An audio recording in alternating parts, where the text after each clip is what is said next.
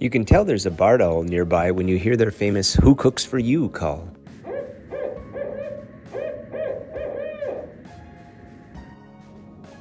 That's how I knew to go looking for this guy. I had heard the call a few days before, and so I decided to investigate that area of woods along the Crow River near my house. We've started calling them the common barred owl, as I've probably seen a half dozen already this year.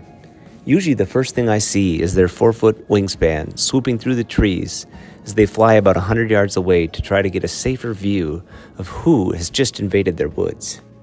They live in mature forests and have a little bit more affinity for rivers and wetlands than the slightly larger great horned owl, one of their very few predators. The great horned owl is supposedly more common than the barred owl in Minnesota, although I see way more barred owls. I think this is because they have more of a tendency to hunt in the daytime, especially during nesting season, and they are also slightly less camouflaged. They also seem to be quite a bit more vocal. One of my favorite things is when they will call and respond with their mate.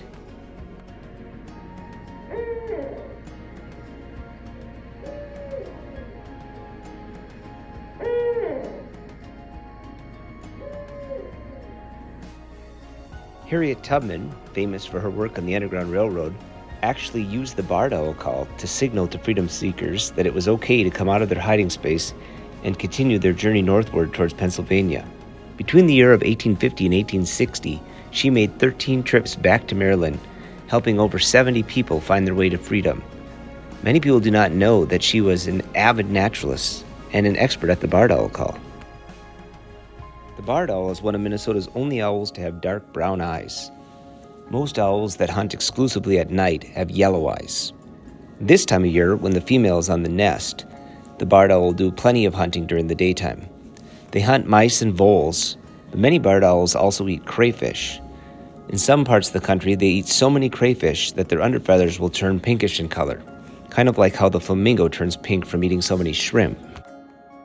Barred owls mate for life, and they'll usually stick around their nesting area unless they are driven out by a great horned owl.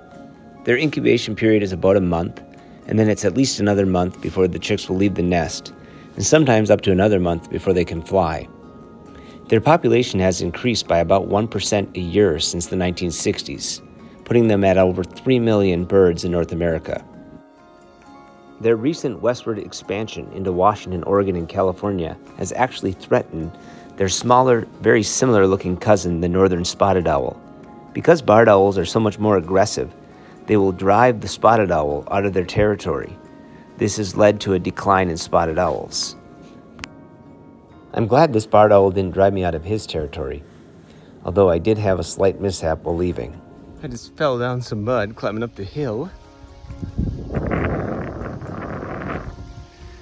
Now I have laundry to do.